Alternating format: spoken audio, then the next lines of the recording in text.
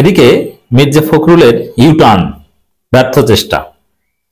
দর্শক, আপনারা জানেন যে আওয়ামী লীগের বিরুদ্ধে সব মামলা প্রত্যাহার করা হবে, এই ঘোষণা দিয়ে মির্জা ফখরুল বিপাকে পড়েছেন, সবকিছু লেজে গোবরে মাখিয়ে ফেলেছেন।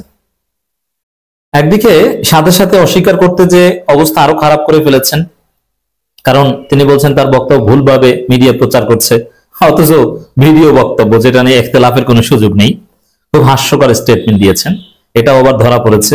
আবার বলেন যে হয়রানিমূলক মামলার কথা বলেছি। এখন হয়রানিমূলক মামলার কথা বলে আবার বলছেন যে সেটা শুধু এই ইউনিয়নের জন্য প্রযোজ্য।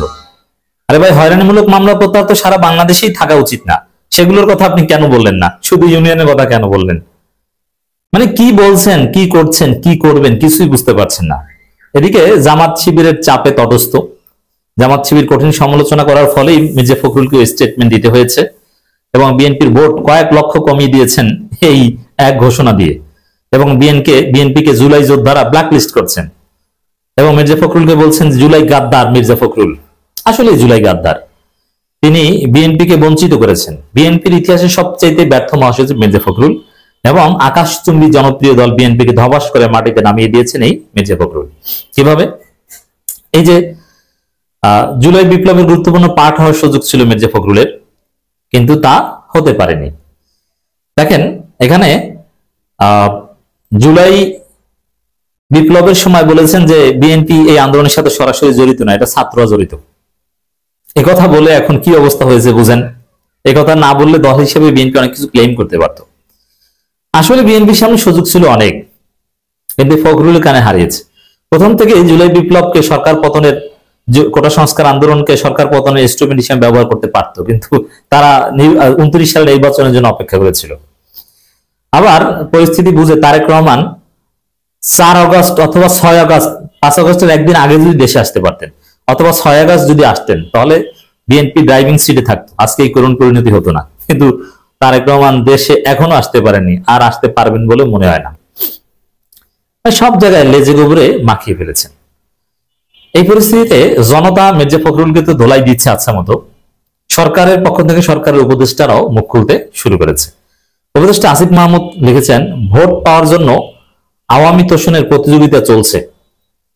আসিফ মাহমুদ, ভোট পাওয়ার জন্য আওয়ামী তোষণের প্রতিযোগিতা চলছে, এর মানে কি? আওয়ামী লীগের ভোট পাওয়ার জন্য আওয়ামী তোষণ করছে মির্জা ফখরুল, এইটাই বুঝিয়েছেন।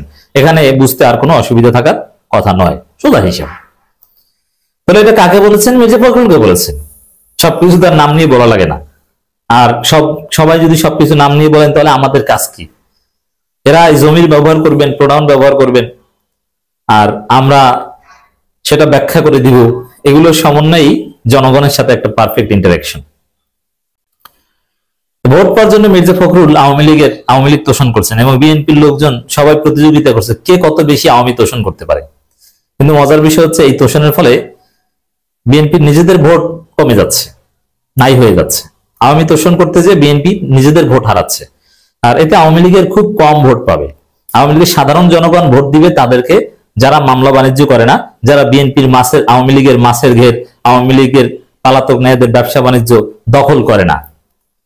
সব আওয়ামী লীগ নেতাদের, পালাতক নেতাদের ব্যবসা বাণিজ্য সব বিএনপি দখল করেছে। সব জায়গায় আপনি দেখেন, সেই ডিবি হারুনের ব্যবসা বাণিজ্য থেকে শুরু করে যশোরের চাকলাদার বাহিনীর বা আরো যা আছে সবগুলো বিএনপির দখলে।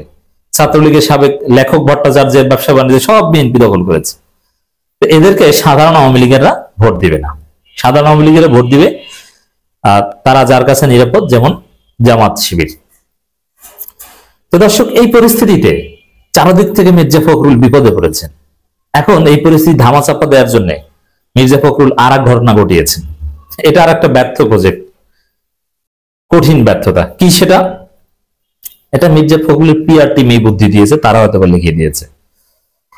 এই বিষয় ধামাচাপা দিতে বা জনগণের দৃষ্টি ভিন্ন দিকে ফেরাতে মির্জা ফখরুল সাধারণত ফেসবুক পোস্ট দেন না, কিন্তু এখন ফেসবুক পোস্ট দিয়েছেন। কি ফেসবুক পোস্ট দিয়েছেন মির্জা ফখরুল?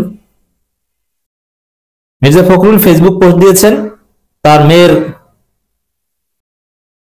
মেয়েকে ব্যাগ উপহার দেওয়ার কাহিনী সামনে আনছেন, এবং তিনি জেল খেটেছেন, নির্যাতন, জেল খাটা কত কঠিন, মানে এই বিষয়টা একটু জনগণকে বুঝিয়ে দিচ্ছেন, যাতে আওয়ামী লীগের বিরুদ্ধে মামলা প্রত্যাহার, অমুক তমুক তাকে যে মানুষ গালাগালি করছে এগুলো থেকে মানুষ একটু ফিরে আসে, কিন্তু এতে কোনো লাভ হয়নি। এতে মানুষ বলছে যে আপনি এইসব ইমোশনাল ব্ল্যাকমেল জাতিকে করতে পারবেন না।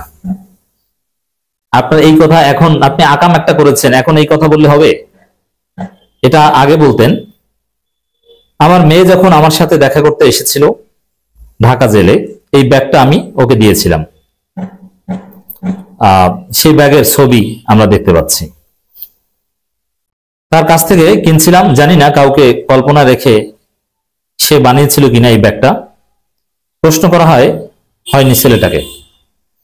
গত 15 বছরে বাংলাদেশের জেলে লাখ লাখ কর্মী বন্দী ছিল মিথ্যা মামলায়। আমার নিজের জেলার হাজার ছেলেরা পুরো জীবন শেষ হয়ে গেছে। মানে এটা তারা কি বোঝাতে চাচ্ছেন? এখন ওইরকম আওয়ামী লীগের বিরুদ্ধে এটা করা যাবে না। না, আওয়ামী লীগের বিরুদ্ধে আপনার দলের নেতাকর্মীদের যে মামলা বাণিজ্য এবং আওয়ামী লীগের নেতাকর্মীদের ব্যবসা বাণিজ্য দখল, ওইটার কথা তো বলছি না। আমরা বলছি অরিজিনাল গণহত্যাকারীদের, অরিজিনাল ক্রিমিনালদের, যারা বিএনপি জামাতকে নির্যাতন করেছে গ্রামে গঞ্জে বিভিন্ন জায়গায়, তাদের বিচারের কথা বলছি, তাদের বিরুদ্ধে মামলার কথা বলছি। কিন্তু আপনার দলের লোকজন গণহত্যার রায়, বিচার টিচার এগুলোতে সিরিয়াস না। তারা হচ্ছে আওয়ামী লীগের বিরুদ্ধে ভুয়া মামলা দিয়ে কিভাবে তাদের কাছ থেকে টাকা খেতে পারে, মামলা বাণিজ্য করছে। আওয়ামী লীগের লোকজন মামলা বাণিজ্য করে বাংলাদেশে 5 আগস্টের পর কোটি কোটি টাকা ইনকাম করেছে। বিএনপির লোকজন আওয়ামী লীগের বিরুদ্ধে মামলা দিয়ে। অতএব আওয়ামী লীগের লোকজনকে বলবো, এই বিএনপিকে ভোট দিবেন না। কেন দিবেন না? মির্জা ফখরুল বলছেন যে আওয়ামী লীগের বিরুদ্ধে মামলা তুলে নেওয়া হবে। প্রথম কথা হচ্ছে তুলে নিতে পারবেন না। কেন পারবেন না? তিনি তো ক্ষমতায় যাবেন না। আর দ্বিতীয় কথা হচ্ছে, যদি বাই চান্স ক্ষমতায় যেতে পারেন, তাহলে ওই যে মামলা তুলে নেয়া, ওই মামলা তুলে নেয়ার বিপরীতে আপনার কাছ থেকে টাকা খাবে। বলবে যে মামলা তুলে নিব, টাকা দাও 10 লাখ 5 লাখ, এই বাণিজ্য করবে। আর তৃতীয় কথা হচ্ছে, মামলা তুলে নেওয়া না নেওয়া এটা একটা আইনের শাসন থাকা দেশে এগুলো একজন রাজনীতিবিদ বলতেই পারেন না। কারণ মামলা তুলে নেওয়ার বিষয়টা কখনো রাজনৈতিক নেতাদের হাতে থাকতে পারে না। এটা কোর্টের বিষয়। ভুয়া মামলা হলে যে ভুয়া মামলা করেছে তার বিচার হবে। মামলা হয়েছে, তদন্ত হবে, কোর্ট বিচার করবে। যদি ভুয়া মামলা হয়, সেটা সঠিক তদন্তে প্রমাণিত হবে যে না, এখানে মামলা ভুয়া ছিল, আর যে ভুয়া মামলা করেছে তার কিছু শাস্তি রেসিতে হবে, শেষ। তো এখানে মির্জা ফখরুল কিভাবে কি করবেন? এই জন্য বলছে, এইসব কথাগুলো বিশ্বাস করে বলেও বিএনপিকে ভোট দিতে যায় না আওয়ামী লীগের লোকজন। জামাতকে ভোট দেন। হ্যাঁ, এখন যারা গণহত্যা বা অপরাধের সাথে জড়িত তারা জামাতকে ভোট দিলেও বাঁচতে পারবেন না। কিন্তু যারা অপরাধ করেননি, সাধারণ নৌকার ভোটার, জামাতকে ভোট দেন, আপনার ব্যবসা বাণিজ্য মান সম্মান সব ঠিক থাকবে। এবং কোনো ভুয়া মামলা জামাত এখন পর্যন্ত করে নাই, করবেও না। অতএব উঠানোর প্রশ্নই আসে না।